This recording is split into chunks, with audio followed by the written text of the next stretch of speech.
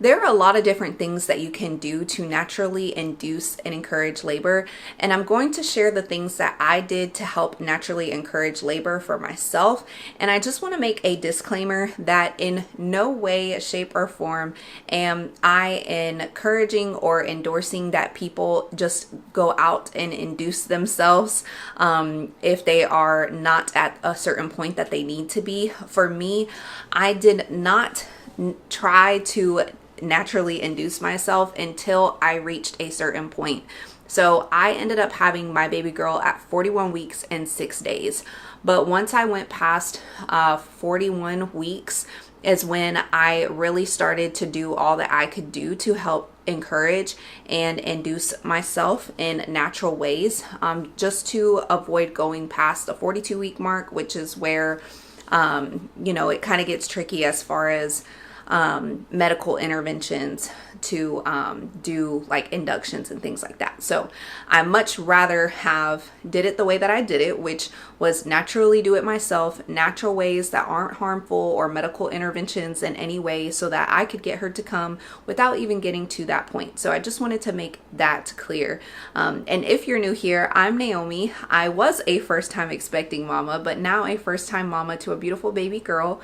I'm 1 week postpartum, and so she is 1 week old, and I did have a natural labor and delivery process, no medications, no epidural, and it was literally such a beautiful experience.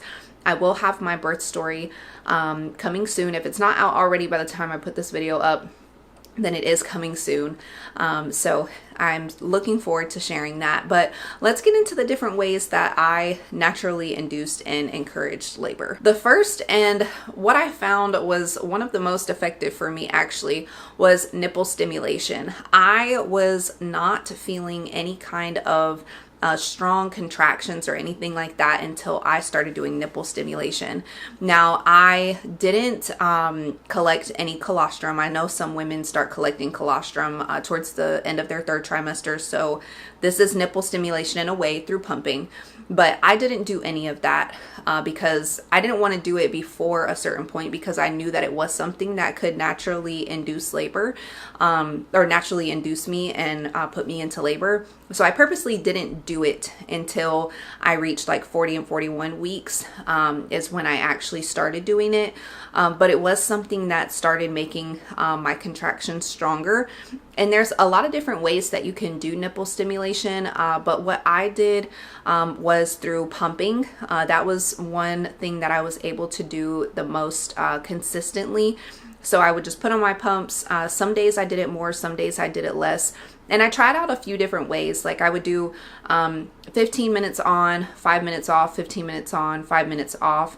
Like I would do it like that. I would do 15 minutes on one side and I would alternate it for 2 hours. So there's a lot of different ways that you could do it, but those are the two main ways that I did it. The other method of nipple stimulation, and one that my midwives and a lot of people vouch for because it's the most effective when it comes to nipple stimulation, is having your husband do it. And so this is really good because it also releases oxytocin, which gets, the contractions and the labor going, or not labor going, but it gets the contractions going to get you to labor more quickly. So this is something that you can do. It is something that I did, but you may find that the pumping is definitely a lot more sustainable because you can do it for longer amounts of time more consistently. So this is the first way that I was able to help myself naturally encourage labor. And the next way is through an oxytocin sound that I found on YouTube. And literally you can just look up like oxytocin releasing like sound or something like that, and it sounds like a meditation sound. I promise you, I'm not even lying. I listened to this for 5 minutes and my water broke, like started trickling 5 minutes after I was listening to this. It's crazy. I don't know if it's a coincidence or if it just happened. Honestly, I don't believe in coincidences. Like everything happens for a reason and in its perfect God ordained timing. But literally 5 minutes into me listening to this, my water trickled and I was like, whoa. And then a few days later I had my baby girl because I was in labor for a few days. But Yes, so this definitely helps. Again, oxytocin, it plays a big role in getting you into labor. It plays a big role in labor, period. So this is definitely something that you could try. Again, all these things just are different ways that you can do it. None of them are like, hey, this is going to send you into labor immediately. Like, no, definitely don't have that mentality. But they're all things that could help. And I truly believe that if something could help, then it's worth trying, because at least you know, if it helps you, great, it helped you. And if it doesn't, at least you try and you know. The next thing is curb walking. For me, my baby girl was definitely trying to get her positioning of her head right, which was confirmed by my midwives, trying to get her head positioning right to really for me to go into labor. So curb walking was something that I did to help myself and her positioning. So I would walk up and down the curb. I would do 15 minutes on one side, 15 minutes on the other, and I did this in the week leading up to my labor and delivery. And so this was something that definitely helped me help her get into a better position. The next thing I did to naturally encourage and induce labor was the mile circuit. Now this is something that I didn't do until after week 40, but it was definitely something that helped me a lot, help get my baby girl into a good position. It's a beast. It's a 90-minute circuit, so there's 3 different positions and you do each of them for 30 minutes. So it definitely takes some time, but it's so worth it because it definitely helped me get things going. And I would do it 1 to 2 times a day, just to help. So that's something that you can look into. If you haven't heard of it, definitely look up some videos on it, or look up, they have like diagrams on how you can do it. Again, it's just 3 positions that you do for 30 minutes each, and it's really just adjusting the baby's positioning. And the baby's positioning has a lot to do with, 1, how smooth your labor and delivery process is, but 2, also going into labor, because once their head is in a good position, and it's pushing on your cervix, then that starts to tell your body like, okay, hey, baby's in good position, I'm ready to go into labor. And for me, I really had to focus on her positioning because that was something that was holding me back from going into labor. The next thing that I did to help naturally encourage my labor was birth ball exercises.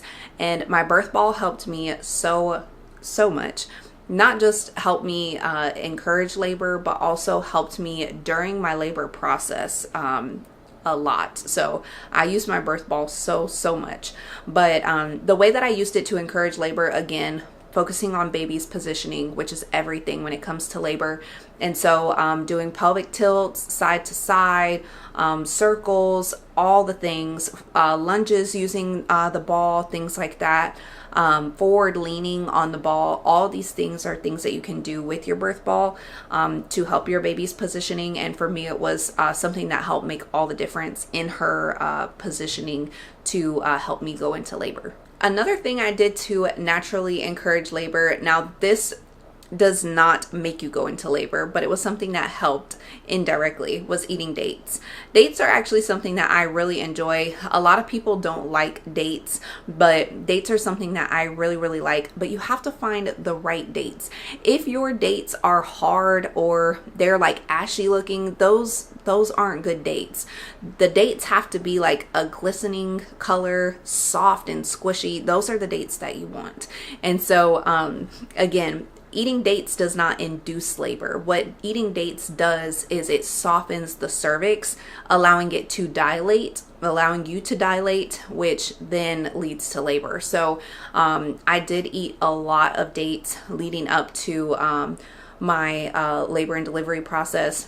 Even after, I just really enjoy dates, but it was something that I constantly ate to help soften my my cervix so that it would help me dilate, therefore encouraging labor. So that was definitely something that helped me out a lot. But these are all the things that I did to help encourage labor. Again, I was not trying to induce myself too early, because I do believe that babies come in their perfect timing and in their own timing. So once I reached a certain point after consulting with my midwives, I did go 40. I had my baby at 41 and 6, but once I went past like the 41 week mark was really when I was like, okay, I'm gonna start doing things that I can do to take control, to naturally help encourage and induce myself, to avoid going the route of like getting sweeps and then possibly having to get like Pitocin and start contractions and all those things. I wanted to avoid that. So with pregnancy and getting into and going into labor and delivery, you really have to be flexible, because things don't always go the way that you think. And so you have to be flexible and open-minded. And I remember at one point telling myself like, oh, I wasn't going to do anything to naturally induce myself. But when the 41 week mark came, it was a choice between me doing things that I could control or getting medical interventions. And I much rather have done things that were natural, that were in my control, and that did help me have my baby and avoid those medical interventions. So I'm sure that you can take some of these things and use them for yourself. And if there's anything that you are currently doing or have done in the past to help encourage or induce yourself, definitely leave it down below. And if you have any questions or any other things that you'd like to know about or learn on, definitely let me know down in the comments.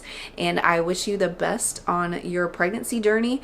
And if you aren't already, make sure you subscribe as well. And happy labor and delivery coming soon for you.